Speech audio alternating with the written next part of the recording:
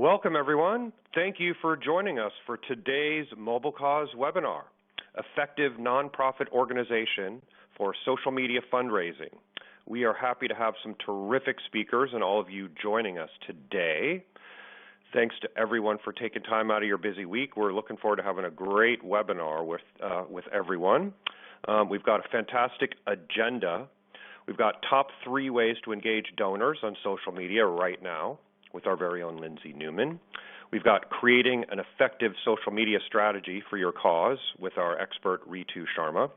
And we've got Cartersville Dances with the Stars, social media fundraising case study with Jessica Meacham. And our very own Jeremy Koenig will show you how campaign promotion can be made easy, end-to-end, for a fantastic donor experience. So a couple of housekeeping notes to everyone who's joining us today. We are recording this webinar, and we will be sending you a link with the full presentation along with the recording. You can also type in any questions that you do have into the chat on the left. We will save about 10 minutes at the end of the webinar for Q&A. So please do continue to submit questions, and we'll get to as many of them as we can. If you do have any audio challenges, you may want to switch to dial in by phone. You can do so by choosing the More button in the upper right corner of the toolbar in the webinar platform and choose Switch to Phone, and it'll give you credentials to dial in by telephone. Sometimes with the internet and connections, you'll have a better experience by dialing in by phone. So without further ado, I'm going to kick things right off here. As I mentioned, we've got some terrific speakers today, and we're looking forward to sharing all of our insights with all of you to help all of you be even more effective in your social media fundraising. So first up, I'd like to introduce straight away Lindsay Newman, who is our Senior Cooperator and Social Media Specialist with MobileCause. Welcome, Lindsay. Hi, Chris. Thank you so much, and welcome everybody to our webinar. Today we are going to talk about the ever-elusive topic of social media. And I'm going to go over the top 3 ways that you can engage donors on social media right now. So let's just dive right into it.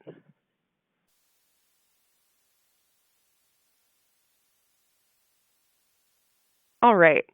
So, social media gives you the unique opportunity to create a culture of continuous real-time donor engagement.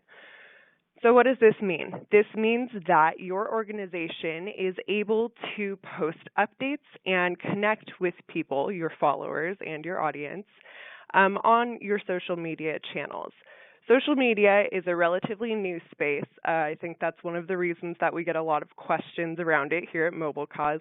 People are not quite sure what to do, but what we do know is that it's exceedingly popular. More people adapt it every single day, everyone from millennials to Gen Xers and baby boomers. And it might seem a little bit daunting at first. Again, we get a lot of questions around it here at MobileCause, but your social networks are arguably the best place to fuel your follower base with new and existing supporters. And you're able to do that by sharing compelling content, telling your story across channels, and then integrating calls to action, which is where your fundraising campaigns take place. So the first way that you can engage your donors on social media is to make a plan. This is a really important step. You can't just be posting things on social media without knowing what you're trying to accomplish. You'd be shooting blind if you do that. So internally, sit down with your team, create some clear-cut goals around follower count and engagement. If you're trying to boost volunteer signups, figure out what those numbers are.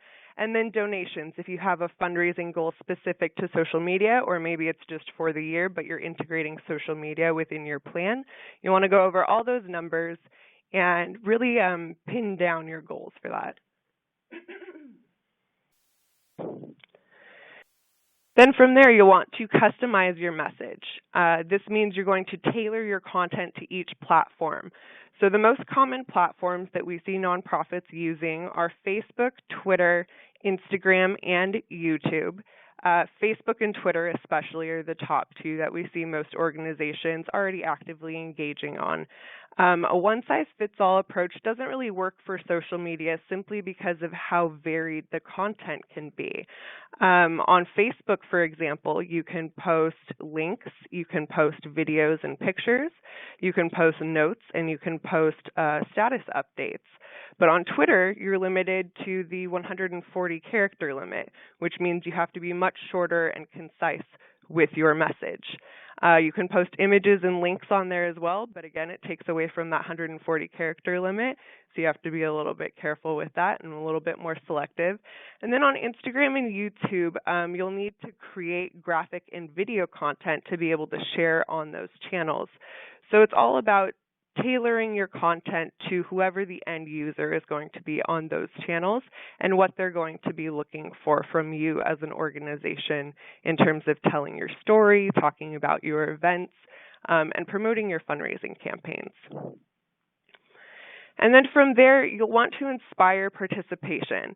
Now, this is easier said than done, and this is one of the main topics that we'll be talking about today, how you can, effectively plan your social media strategy in order to inspire people to get involved with your cause.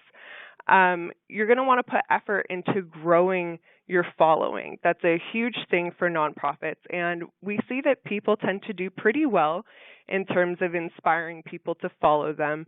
A lot of nonprofits out there, you guys are all doing really, really good work, and it's not hard to be inspired by it. It's just a matter of communicating your story in a way that really gets people to relate to your cause and to start conversations around what it is you're doing within the community, as well as your fundraising events and your campaigns. And you have a unique opportunity. Like I said, you're going to be inspiring people to get involved, but you really have a unique opportunity to use these social channels to ask your followers to donate and fundraise and volunteer on your behalf.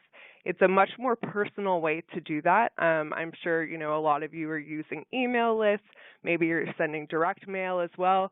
But people are on social media constantly. They're always, on there scrolling their feeds, updating their own status, and they're able to kind of see your organization in there as well and how it relates to them with what they're doing in their own life and telling your story too.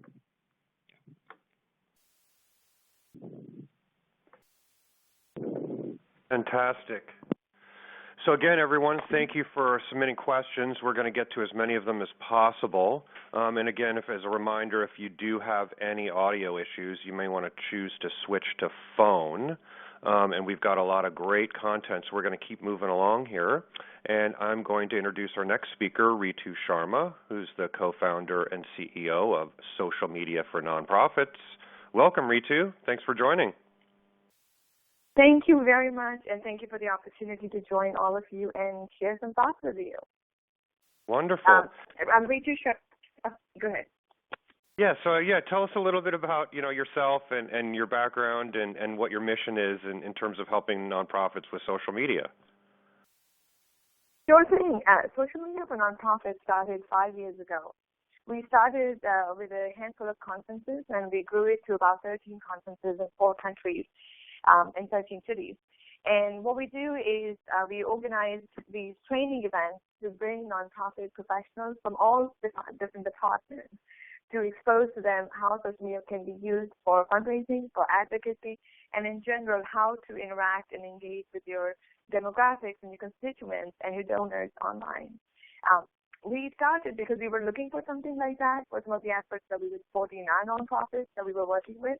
And we couldn't find a dedicated place where nonprofits could go and really learn about this emerging field. And like in many cases, when you can't find a suitable solution, oftentimes it spurs creation. So that's how we got started. Wonderful. And how do you view social media in regards to, how is it critical, and what's your view and how it relates to what nonprofits need to be doing today? First and foremost, what I say is social media truly gives you an equal playing field or near equal playing field with many of the large brands. We've never had as unprecedented opportunity to take our message and our mission to people worldwide. And this is what has this is something that's greater than the nonprofit sector, actually. But if you look at it from the for-profit sector, and I think that's a good place to start to look at how it's extended. Whether you're looking at Uber, whether you're looking at places like Etsy, you're looking at eBay and such, they all extended the reach of global markets from being able to sell just in your community to global markets and to web markets.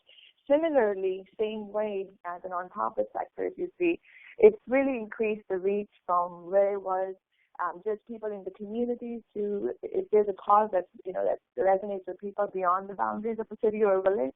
It's really extended that opportunity to anybody and everybody. I think a great example is the Stanford rape case that is in the media right now.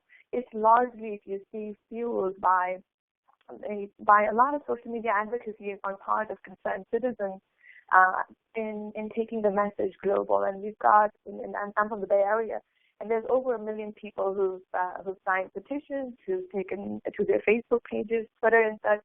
So whatever you're working in, what I'd like to say is just be mindful that it really extends your opportunity globally, but it's not something as easy as you create a Facebook page or a Twitter page, and that takes care of itself. It takes a lot of strategy, which is a nice next point to go into the strategy here. Yes, wonderful. And one quick request is perhaps you can make sure you speak a little bit more into the microphone. I think some people are having a little bit of a hard time hearing you. So if you can, make sure maybe speak a little bit more clearly into the mic and just maybe a little slower so we can get all of this great insight you're about to share. So I think that's a perfect transition into, how do you recommend everyone who's considering and probably already engaging in social media in some form, where do they start to ensure that they have a strategy and that they've built an effective one? Sure thing. First and foremost, social media marketing is not a miracle cure for any of your issues, whether you're doing advocacy work or you're doing online fundraising. So be realistic in your expectations. The first thing I say about social media strategy, which most people wouldn't think about, is it's very important to have a very sound and good online, in general, your fundraising strategy. Social fundraising strategy layers on top of whatever your overall fundraising strategy is, and it amplifies that. Many people don't think, they think that just because they have opened shops, so to speak, on social channels, the money will start following it. It actually doesn't happen. So one of the things that I'd like to recommend to people that are considering social fundraising or giving days is to think about a long-term strategy of how do you bring people into your funnel of engagement? How do people find out about you?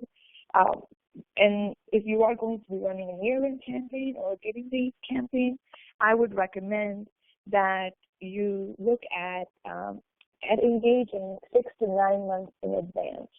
Are you still having difficulty hearing me, Chris, just to make sure? Yes, I think it sounds like a number of people are still having a little bit of a hard time hearing you. So I don't know, maybe it's your phone or the connection. So I don't know if there's anything you can do on your end just to speak up or enunciate so everyone can make sure, again, that they're getting this great insight. And maybe speak a little bit more slowly, I think, would probably help everyone. Sure thing. Is it any better?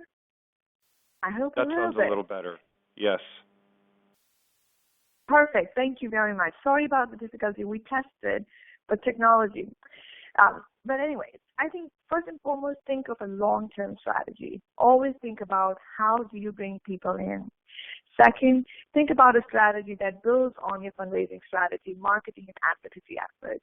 It's not something that is a standalone that you do separately. It is something that infuses everything that you do, whether it's fundraising, it's advocacy, it's engagement, it's donor retention. So think about how can you infuse social in every aspect of your work.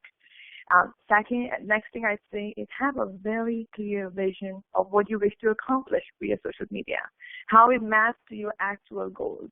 And by actual goals, it's not just the amount of dollars raised, but look at how does social media marketing strategy or social fundraising strategy maps to the goals of the organization that you're trying to accomplish, whether it is eliminating hunger, whether it is eliminating poverty, whether it is support for victims of rape or other issues. Think about how can you use this if you do that versus a transactional goal of having a certain number of speakers, having a certain number of people that follow you, certain number of likes and comments. Those are transactional goals. I would say every goal should map overall to how does it help us reach our mission. And the other thing I would say, as you design your strategy, one of the other things I recommend is that you involve every department. It's not just your fundraising department. It's not just your development department or communications. It's really, I would say, involve every department that you can, executive, especially your program department. It's very important to involve everyone. I would say the final part, and as you are thinking about designing a strategy, is to invest in a consultant to help you build a very thoughtful strategy. Sometimes we think activity and just being busy is equal to progress. It's actually not. When you invest in a quality consultant that can help you, if you don't have the wherewithal and the means internally, if you can invest in a consultant, they can help you, first and foremost, take an inventory of the resources you have, create achievable goals for you, and then also create tactics for you, and then things that you can build on. So quality infrastructure that you can build on and maintain as you go. Because a lot of people that I know in 70 conferences that I have organized in the last 5 years, just think having a very busy social media page, regardless of which channel you go, leads to funding, leads to advocacy, or leads to meeting their mission. That's actually not true. So those are the key considerations. As you can see, for those of you who can't hear clearly or couldn't hear, these are listed on this. These are the summary points. And I'm going to go on to the next part in talking a little bit about execution. In execution, I would say identify the most compelling stories in your organization. Look at what really speaks to how you're changing their life. People are never motivated by a plan or a strategy. It doesn't matter how beautiful that is. People are always motivated, and that is your donors, that is your community. They're always motivated by the compelling change that you make, the promise that you make in what you're going to change in the world. So identify the most compelling stories in your organization. Build a content calendar with images, quotes, blogs, and more. And that is something you have to do at least 3 to 5 months in advance. At least 3 to 5 months in advance. If you think that just a month before the event that you're able to do this, it doesn't actually work. You want to do at least 6 to 9, because what you start to do is you start to build a community in advance. You start to bring people in. You start to engage with them. So when it is time to ask for funding, it's not just we followed you, we connected with you, and here's how you give us money. So that's why you need 6 to 9 months to make sure, depending on an organization, if it is an organization that is advanced as an engaged community, you go for 3 months in advance. If you are a small nonprofit and you don't have a strong community, if you only have 100 followers on Facebook, if you have only 200 people on Twitter, that is literally the size of your reach. And if you're looking to raise $20,000, you really need to have a bigger microphone and bigger community that you can reach out to. Even the most beautiful message will not go anywhere if you have a very small community. I would say send and inform your supporters, and your supporters are your volunteers, your board members, your engaged community members. Support them in supporting you very extensively. And what that looks like is preparing marketing kits, preparing fundraising kits, and giving them the emails, at least a template, giving them pre-written tweets, giving them photographs from your work. Prepare them as much as you can, so they can support you. One of the things that I see quite a bit is that people go out and ask board members and volunteers to support the fundraising campaign, but they don't provide quality materials. And even with the nicest intentions, a lot of people don't have resources or time. As you can see from your life, every one of us, especially in the nonprofit sector, is wearing multiple hats, being on the board, volunteering. So if you can provide them quality materials, that one little thing really changes the game quite a bit. If you can provide them, do follow-up, support them, that increases its fundraising, and social fundraising is really a form of peer-to-peer art. And in order for you to be able to do that, you really need to support your chief campaigners and advocates and people who are engaged in community.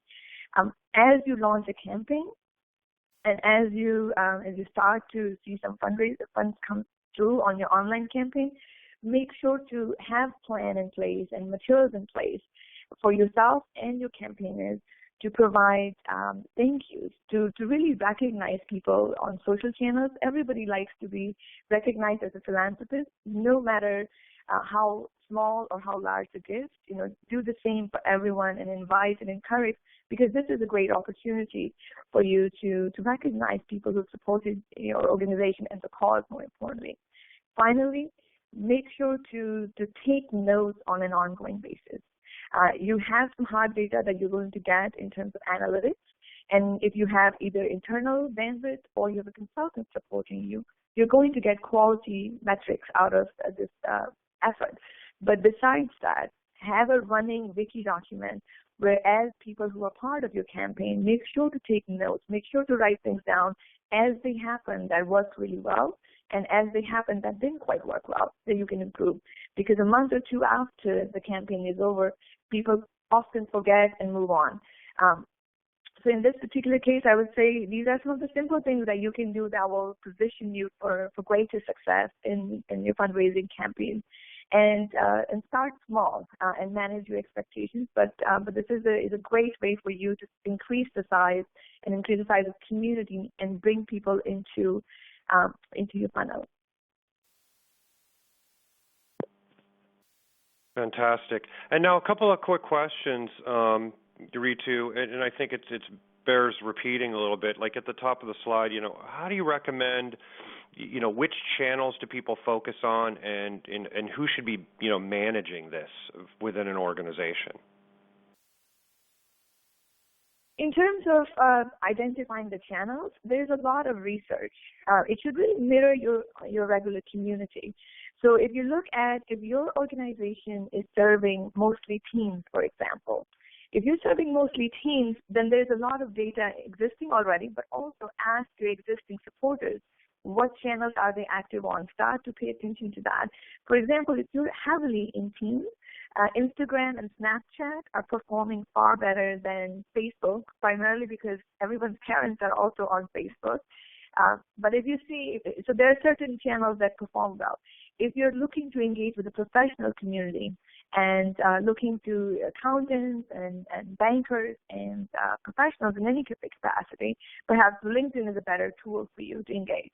So it's really a matter of, it's not a one answer for everyone.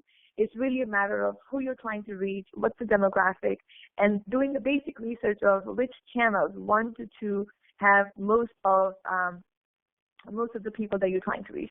I would say that try to focus on 1 to 2 before you try and be on everything, unless you have a pretty robust team and resources, because that could easily discourage you if you don't see results. So pick 1 or 2 where your people are. Make sure to save the names and the correct name for your organization and everything, but build, develop, and cultivate 1 or 2 channels that you're good at.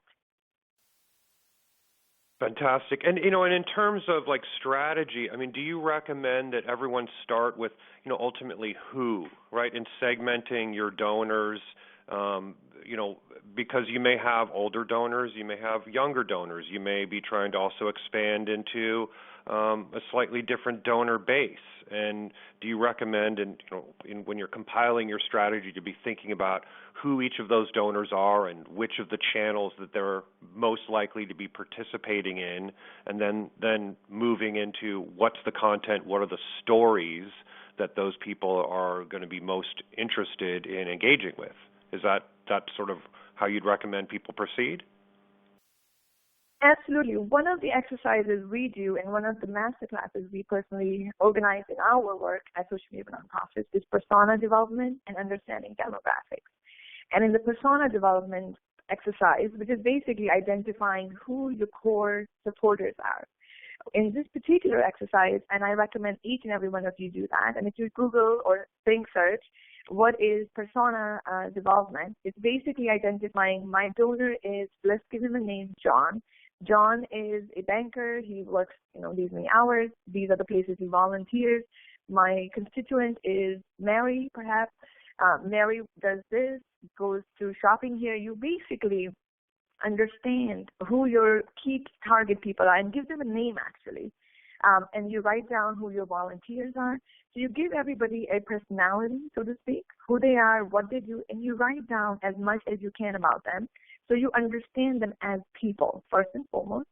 Second step you do is you write down things that you think based on people that you have identified as personas for your organization. Where do you think, based on both your personal knowledge, interviewing the people that you're going to reach, and online research that is available very freely, where do these people go and congregate on online channels?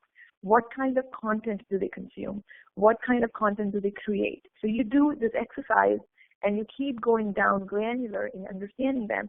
And you look at, for example, coming back to teens, Instagram, Snapchat, and text messaging are the three most common channels. And text messaging actually is the number one channel that you can reach teens. If you look at women over 50, and I'm just going to give you a couple examples so you have a sense of how to go about researching. If you're looking at women over 50, generally speaking, they're the fastest, from the last 2 years of research, they're the fastest growing population on Facebook. So similarly, if you're looking at influencers and media, you're looking at them very heavily weighted on both Medium and Twitter, are the two channels. So this is how we're talking about in terms of how do you go about identifying who you're trying to reach and what purpose. Some channels may be good for donors, and some other channels may be good for community support and partnerships. So every purpose is different, and every persona is different, and you don't want one thing with every one of the persons that you interact with in your community. Hopefully that's helpful. I took a little bit longer to explain. That's terrific. And I think just so everyone, it bears repeating that, what she's recommending is doing persona development. And so you can Google, there's a lot of information on the web about developing personas. And so all of you, we'd certainly recommend everyone be thinking about the various personas that are important to you. And they may be your donors, but they could also be, community members. They could be, others that are involved in the community that are important. So definitely look into that. We've got a lot of great questions we've been capturing, so please do keep them coming, and we will get to as many of them as possible at the end here. We're going to save about 10 minutes, and we may go a couple of minutes over the hour. And again, we are recording this webinar, so we will send it all to you afterwards, along with the slides, so that you can read, review, and share with anyone else. So thanks, Ritu. We will get back to you shortly. So she will be available for the roundtable Q&A at the end of the webinar. So everyone, definitely, if you have more questions for Ritu, feel free to please submit them. So now I'm going to move on and introduce our next speaker, Jessica Meacham, who is the Executive Director for the Good Neighbor Homeless Shelter. Welcome, Jessica. Thanks for joining. Thank you, Chris. So Jessica has some the opportunity. Go ahead. Yes, thank you so much. We're pleased to share and hear from you. So tell us a little bit about Good Neighbor and what the specific campaign was and what your experience has been using MobileCause to make it all happen. Sure. So Good Neighbor Homeless Shelter is a 24-hour emergency shelter for single men, single women, and families with children. Our organization is about 20 years old, and about 4 years ago we started a new fundraiser, which was a Dancing with the Stars type event in our community. We started recruiting local celebrities who were just folks that lots of individuals across our community would know. I generally find that as I listen to speakers, kind of a little bit of background more on that is helpful. And so we're a pretty small community. The actual city the shelter is located in, population is about 18,000. Our total county is 100,000. So for those of you who are listening in today with smaller organizations, smaller teams, in fact, earlier when the idea of departments came up, I thought, woo, man, our whole department of everybody who doesn't provide direct services is just me. So for those of you listening today whose organization is small, this can absolutely still work for you. Don't get intimidated. We started a Dancing with the Stars event, and we decided from the very beginning we wanted to set up some text voting. We did some research. We found Mobile Cause. We were sure that's the way we wanted to go. And again, because we're in a small community, when we said the word text voting, that blew a lot of people's minds. Over time, we've developed some better strategies for how we've implemented that with the event. And so you'll see some of those listed on this slide. From the very beginning, we definitely pushed all the information about Dancing with the Stars out onto its own Facebook page. So Good Neighbor Homeless Shelter has a page. Again, just to kind of give you guys an idea of scale, we have about 2,000 folks who like that page, and then we built a separate page for the event that I think to date has also about 2,000 likes to it. A lot of those folks are similar, and then a lot of them are different. So created a page just for this event, and then started posting a lot. When the last speaker was talking about timeline, I would absolutely agree with her. I was kind of jotting notes and realized that our timeline is that we start about 5 months ahead of the event in October, and we try to make as big of a splash as we possibly can about announcing our new celebrities for that year. And so we spread out those posts to grab as much attention on Facebook and other social media as we can. And then we keep that up over a 5-month period until the event starts. We're also constantly linking between the Facebook page for our organization and the Facebook page for the event.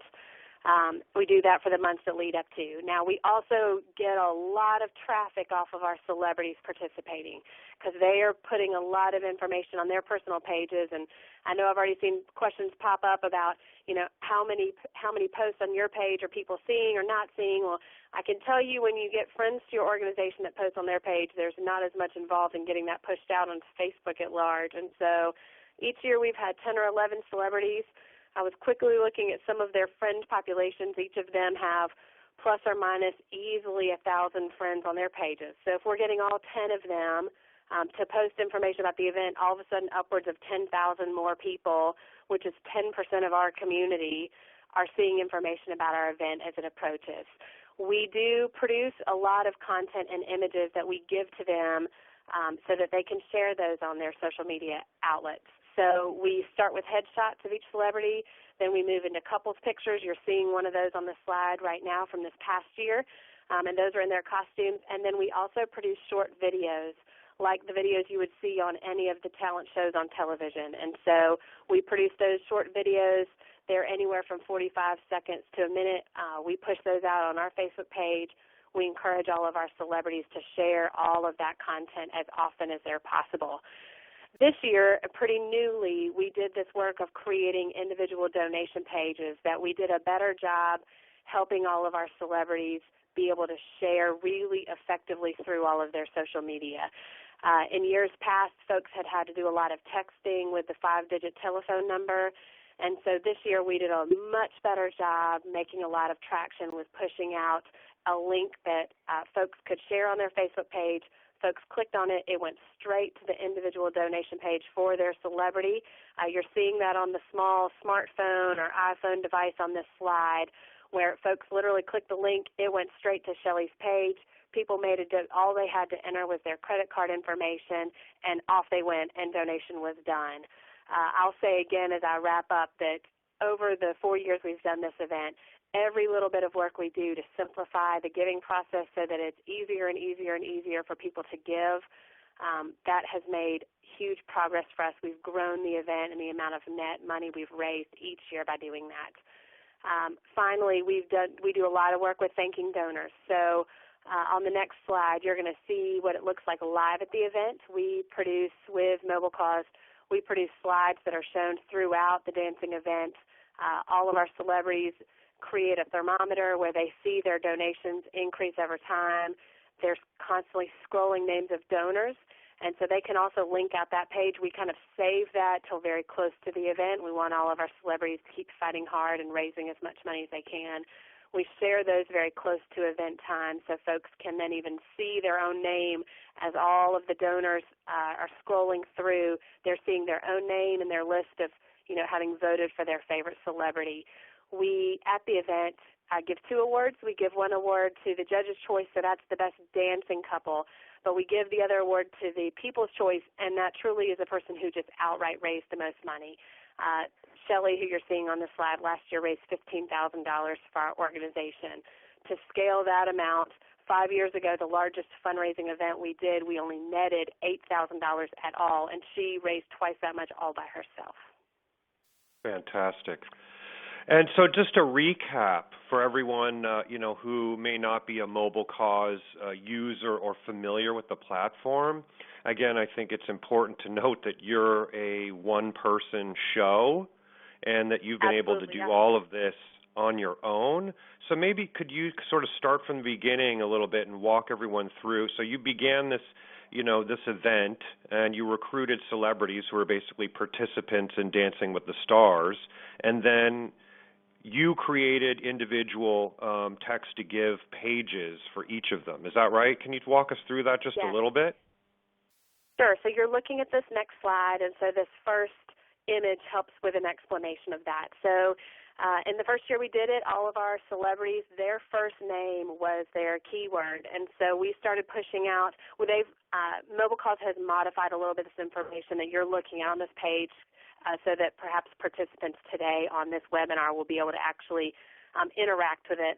We use the number 41444 when we're actually live for the event, and so Shelley would spread the word that was her. You could text her name to 41444, the amount you wanted to pledge, and hit send, and folks would vote. And so up that went.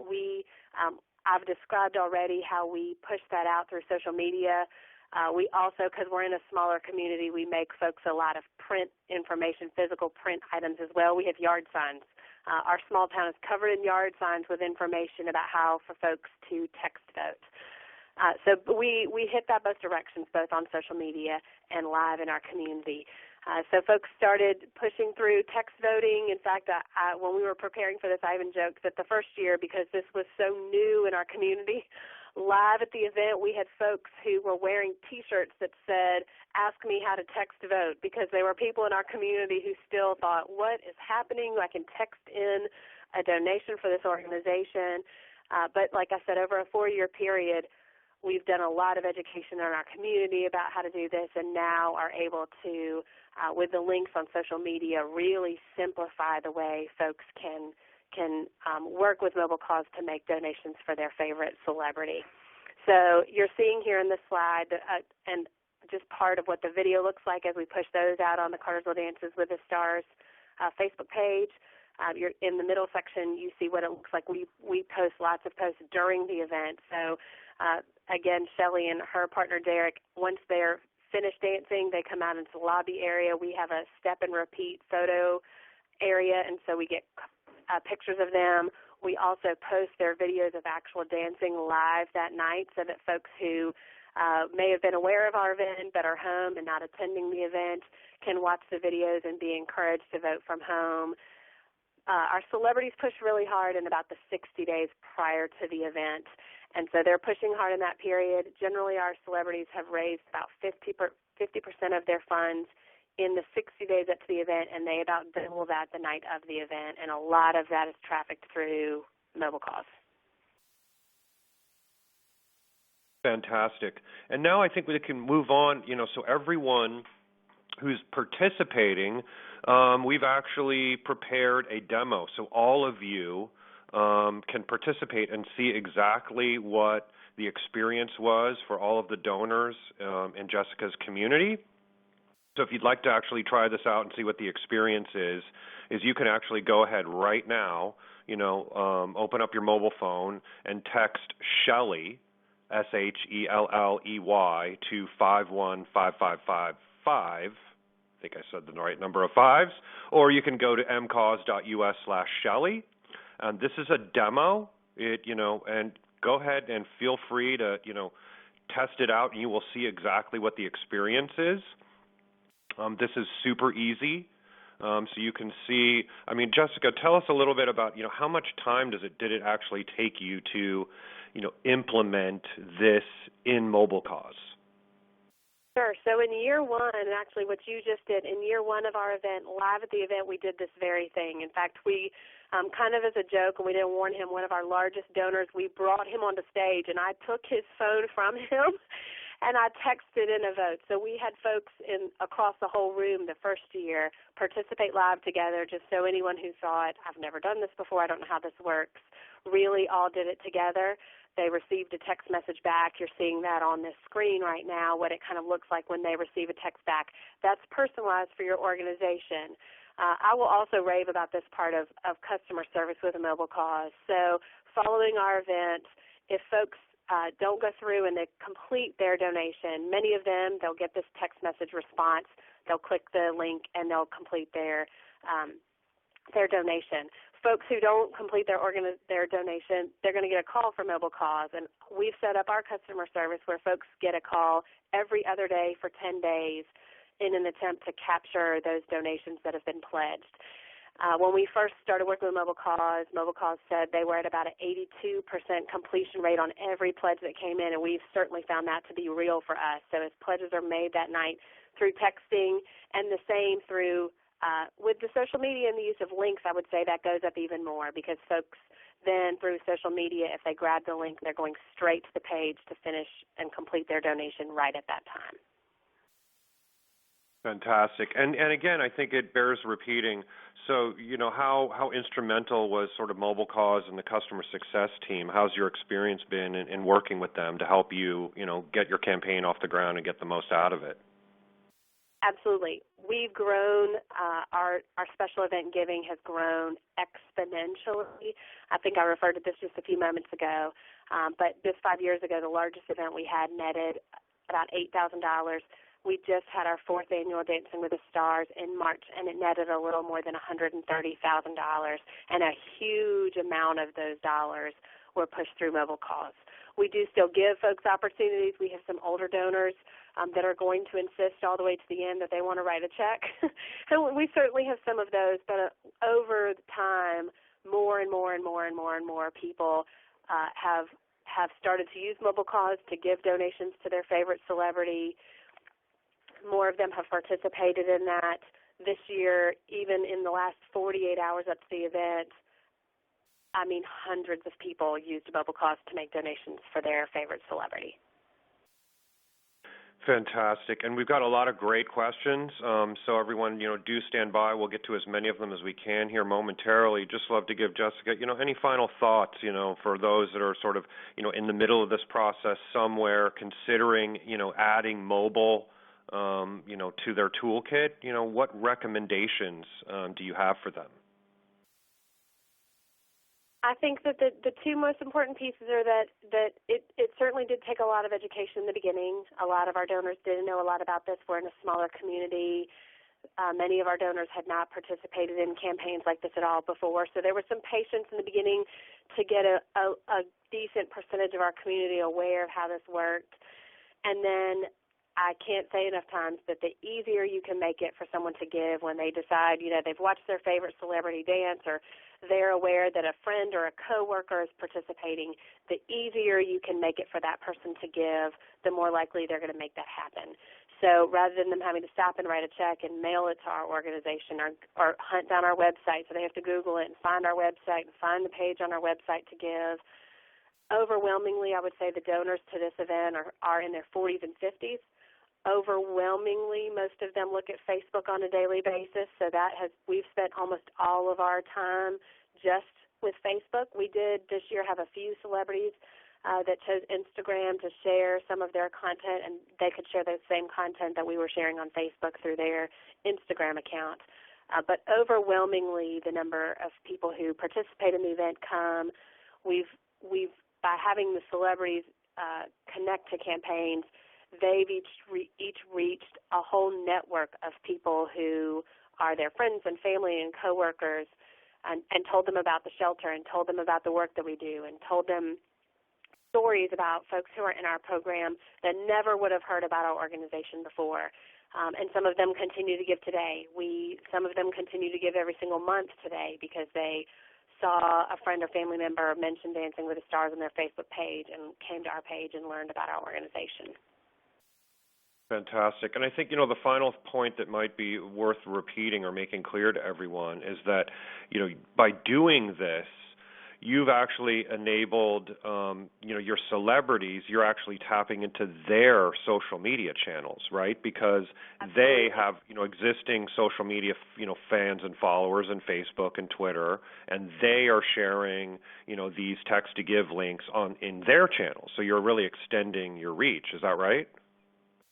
Absolutely. I mean, those of you that use Facebook for your, work with Facebook pages, you can see the amount of traffic. But, some of them, thousands of people would see their headshot or their couple photo within just a day or so, well beyond any traffic that would have happened if we had just posted it on our page.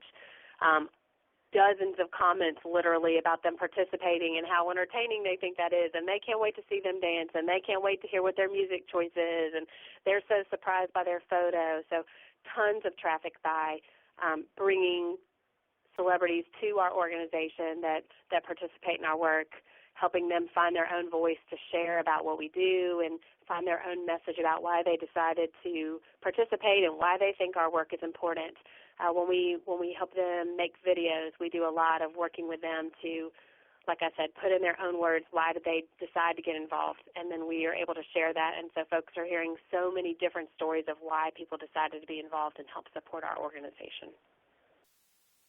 Wonderful. And I think, one other point that just come up for me real quick before we move to Jeremy is that, we talk about celebrities here, and in your case, these are local celebrities, right? I mean, these don't have to be national celebrities. For those that are listening that are going, boy, how do I get a celebrity, to support my cause? I mean, it could certainly be somebody that's a local celebrity and well-known in the community, correct? Oh, absolutely. If I mention names of the 40 people or so that have participated over the last 4 years, you all will recognize a single one of them. But it's local business owners and local realtors and members of our local school board and teachers from our schools and local elected officials and all different kinds of folks that just have a lot of name recognition in our community that people want to support and want to hear why they decided to get involved, but not anybody with any kind of national awareness. Right.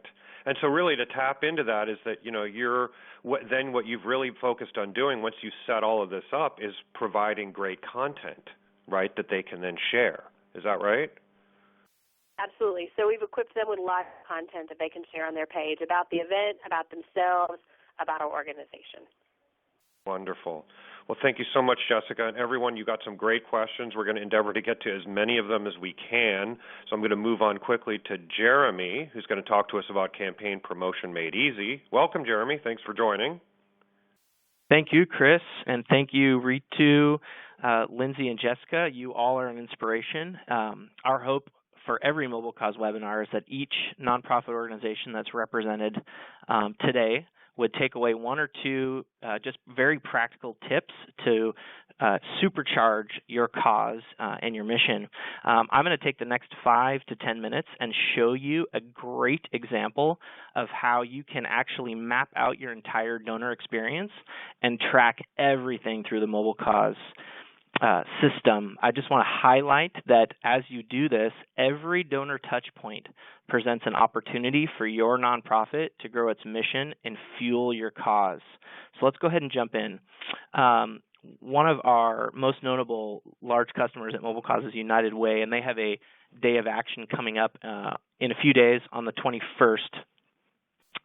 And they have essentially taken our forms and put them together in a way that allows people to sign up, to make donations, and to become crowdfunders, all from the convenience of a mobile device.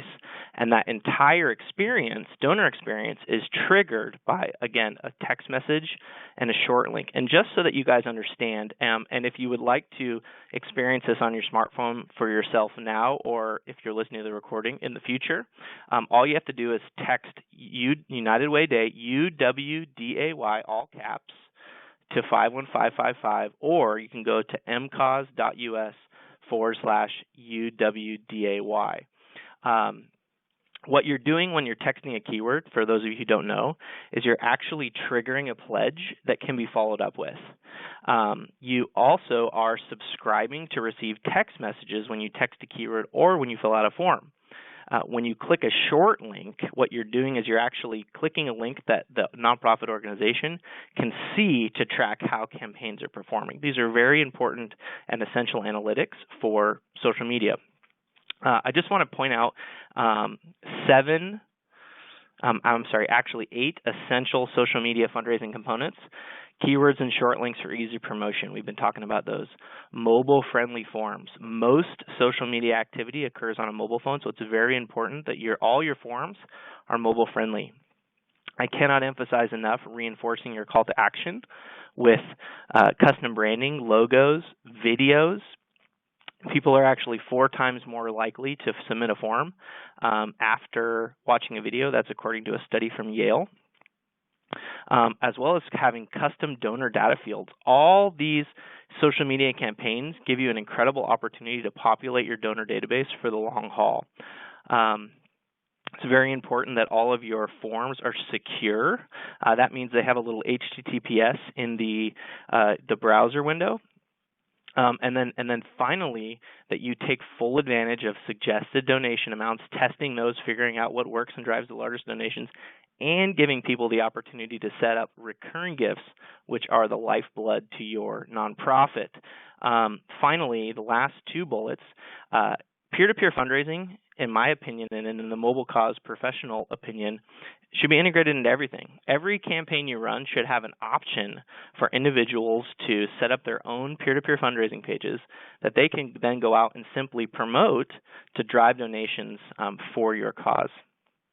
Lastly, one of the things that is very incredible about Mobile Cause is we give all of our customers the opportunity to send automatic email receipts and SMS notifications. So this is a branded, instantaneous gift receipt that comes via email, and then also a whole series of SMS notifications. For example, you haven't fulfilled your pledge, your donation has been completed, and in the case of a recurring gift, your credit card has declined.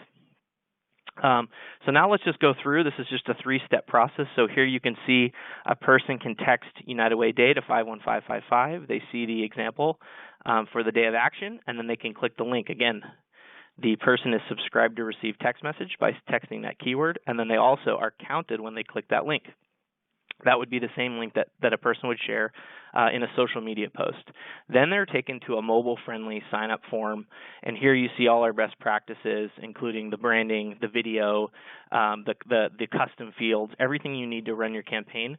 One of the things that we've been learning is if the very first time a person interacts with your keywords and short links, if they're taken to a form that does not require financial information, they are much more likely to complete whatever you want them to do. So in this case, we're simply asking them to become a volunteer.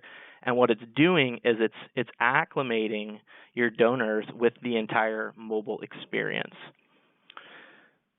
Step 2, after they have completed a sign-up form, they're immediately taken to a custom thank you page where they're given the option to make a donation or create a fundraising page. They also are given the option to share with your hashtag if you have one. From there, we're going to go down the route of making a donation. If a person were to click the Make a Donation button, they would then automatically go to a secure, mobile-friendly donation form with your suggested donation amounts, recurring gift options. And then when they complete the donation of any amount, they're immediately taken to a donation thank you page, which this is a new feature in the Mobile Cause platform. Now you can actually embed a video that auto-plays when the page is loaded that says, thank you so much for making your donation. One of the ways we've seen this being used is actually development directors, and Jennifer, you'd be perfect for this, literally just record a 15-second video thanking the donor for what they have personally done and how it and reinforcing how it will absolutely drive forward the mission in the future. Here we have social follow links as well. Social follow links are cool because people then can click on Facebook, Twitter, Instagram, whatever your social media channels are, and then that is where they can get continuous real-time engagement on to see the good that their donations are doing. If you were to toggle back to the thank you page and click create a fundraiser, immediately then you can be taken to a crowdfunding sign-up page. This is incredible. Every single person that is an advocate for your organization can set up their own personal fundraising page from the convenience of any device with a goal, a photo, and a custom message. This is absolutely incredible. Here you see my face on the United Way peer-to-peer fundraising campaign. I set a $500 goal. I raised $725, and from my page, I can easily share to my friends. My friends can also join my team and become a fundraiser, as well as make donations.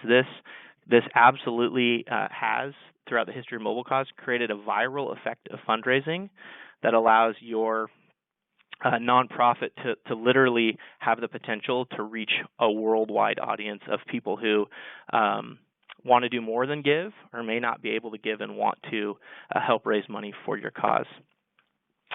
So with that, I'm going to turn it back over to Chris, and we're going to start to take some questions. Thanks, Chris. Excellent. Thanks, Jeremy. And everyone, we've got some great questions, and some of them are, very specific to your organization. And as we mentioned before, we've got a great customer success team who, again, we're going to answer as many of the questions here as we can.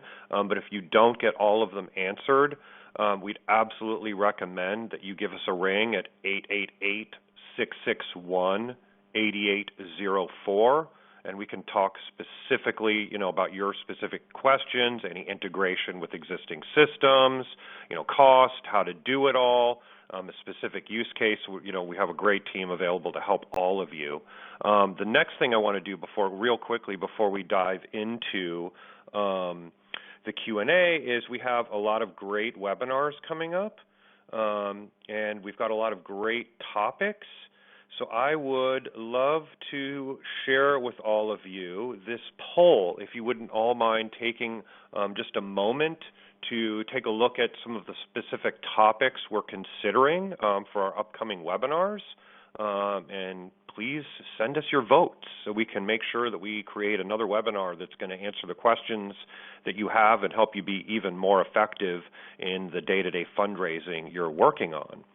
So thanks to everyone, again, for participating. And again, as you are all filling out this poll, another quick reminder, we will be sending out a link with the full recorded version of this webinar so that you can watch, review, and share with anybody that you feel might benefit from this as well. So thanks to everyone again for participating. We'll give it another couple of moments here on the poll. And I've got a lot of great questions, so now is also another moment for everyone. If you do have a question, feel free to type it into the chat here, and we'll get to it momentarily. So while we're doing that, I think maybe the first question here, while everyone's completing the poll, is back to Ritu. If who is, again, just starting out and they feel like they just don't have a big enough reach, as you mentioned in one of your examples, maybe people just have 100 or so followers. And, what do you recommend for people that with a small team and a small budget, how do they grow followers? Everybody starts very small, and big is not always better, especially in social media marketing, because if you're too big and you don't have engagement, it actually starts to hurt you in algorithmic ways. But to start with, to answer questions for hey, we only have a couple hundred people on our list, and we have a very small team. How do we go about first building the reach, and second, with whatever we have, how do we leverage that? So it's a disciplined pursuit.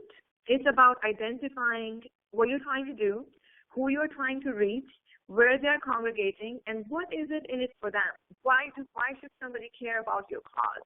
When you start to think about an overall strategy, you start to think about, okay, how do I get people into the funnel, basically? You go and attend events that they're going to be in. You go and participate in electronic events that they're going to be in. And you start to provide good quality content. Is one of the easiest ways to do is to start about think about how can you make a difference. And let me give you a tangible example. If you are a breast cancer awareness organization, if you want to attract people that are in that particular sphere, you start to share good quality resources of how to cope with that. You start to share good quality research. You start to host webinars like this one with specialists who can share new and upcoming drugs or trials. So you find what is it that you can offer that is of value to your audience. And that's how you build slowly and surely. And then whatever your size of your community, you still engage with that community. I take 90% of a 200-person community engaged any day over, 0.5% of a 2 million, because it's basically too much noise. So you really, whatever your size of community is, you start to engage with them. You start to provide them the good quality resources. And then they start to bring their friends and people who are more like them. And then you use good hashtags that are existing, and that is for if you're on Instagram or Twitter, and you start to reach out to people who care about this issue but don't know you. And then every channel that you have, every event that you have, you start to use your content, and you start to use your social channel listing in there to attract people in there. And that's the short answer for that. But ultimately, that's what a good social media strategy is for, and that's why you need 6 to 7 months to really start to develop that. And when it comes time to engage and ask for money, then you can. But it is really not a separation of social media strategy and fundraising strategy. If you don't have a solid social media engagement strategy ahead of time, you're not going to do well. It doesn't matter how polished your fundraising strategy is. Fantastic.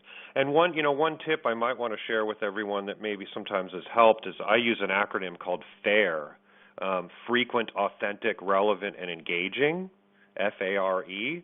So that might help everyone to kind of accomplish what Ritu's suggesting, which is appropriately frequent. So you need frequent content. It should be authentic storytelling. It's got to be relevant to everyone's interest, and engaging, which would be either entertaining or educational. And that's, one tip that I might share with everyone to help you in terms of what is the content that you're going to share. And now in terms of if you're doing that, this is a question for you, Lindsay.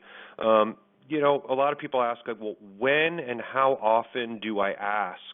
What's the ratio of asking for a donation versus, posting content about the organization, about stories of success of, what the organization is involved in? What's the right ratio of asking versus showing? Totally. That's something we hear all the time as well. I would say it depends on your strategy, obviously. We like to say that you should be posting as often as you have something compelling to share, and that's something that you would want to discuss when you are creating that strategy. But we do recommend a minimum of 1 to 2 posts per day on each channel. So that's 5 to 10 posts per week, you figure. And then we also say in terms of integrating donation asks in there, you want to post 3 to 5 things between each donation ask. So you don't want to sound like you're constantly asking people for donations and begging them to donate to your cause, but you definitely want to put that out there, especially because not everybody will see every single post you make.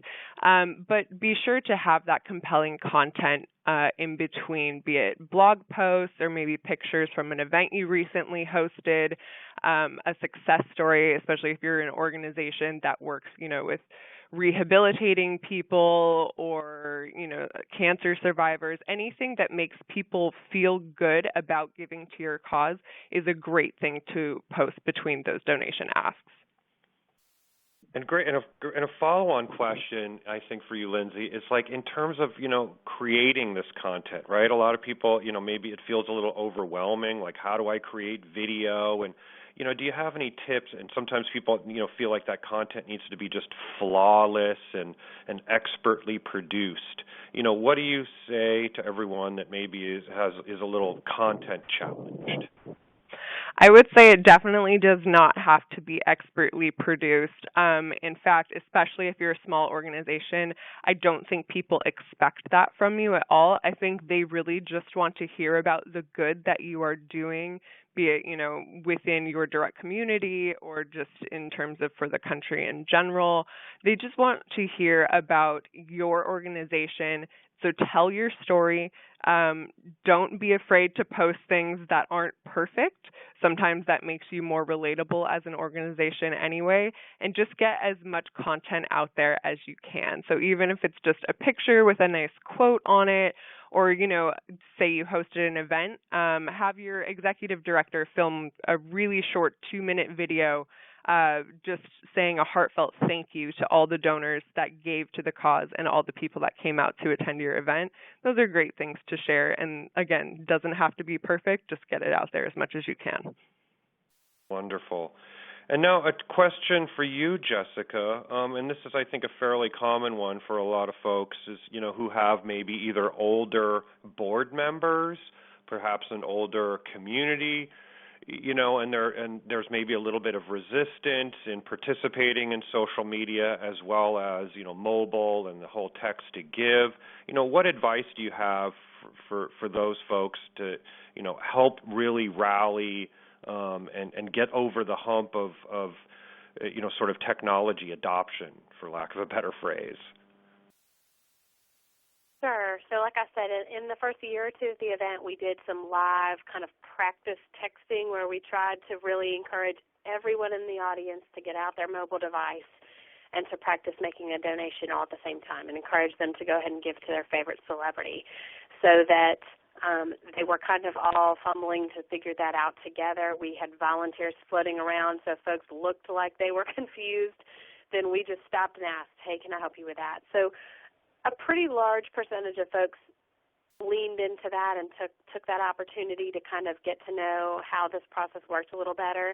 I did also refer to the fact that we certainly make the opportunity for folks to vote or to give during this specific event in more traditional ways. People can write a check and give that to us in the form of votes for their favorite celebrity. So we still do leave that opportunity out there for a few older donors and others that still have some resistance or aren't sure if they trust the system to give in this way. Another tip I was going to give that I hadn't mentioned yet, and this would apply to older donors and to kind of reinforce the messaging. In our work with Mobile Cause, once folks have participated in mobile giving at all, then all of their information is captured in a database that we can use. So we re-announce the startup of each new year by sending a mass text message out to everybody who's ever come to our event or ever made a donation to Cartersville Dances with the Stars in 4 years. So that grabs not only Facebook users who are seeing it on our Facebook page, but everybody who's ever made any kind of donation to the event at all also can receive text messages from us.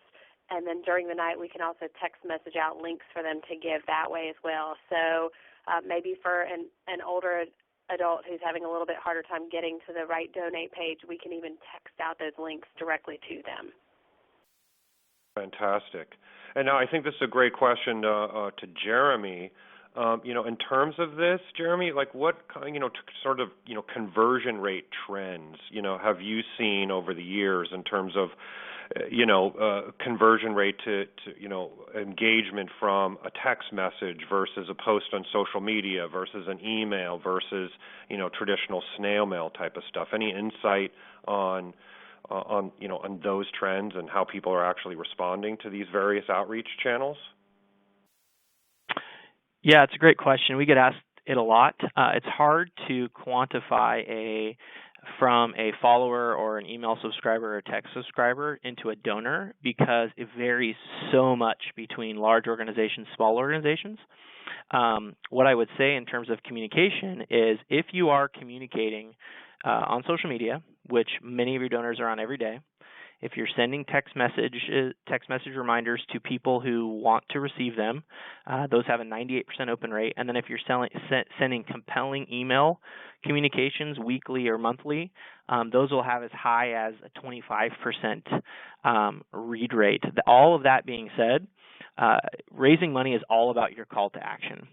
So if you do a great job, as Lindsay said, giving 4 pieces of compelling content, videos, photos, quotes that share the good you're doing and get people excited about your cause, and then you make your call to action in a way that is tangible, that is specific, that when a donor gives and they click the button and they click the link and they text the keyword, they know exactly what they're giving to and the amount they're giving, we see an incredible response to fundraising campaigns. We've had one-person organizations that have built up to 700,000 followers on Facebook specifically, and raised $250,000 from those followers. And so anything is possible with social media. That is what is so incredible about social media fundraising.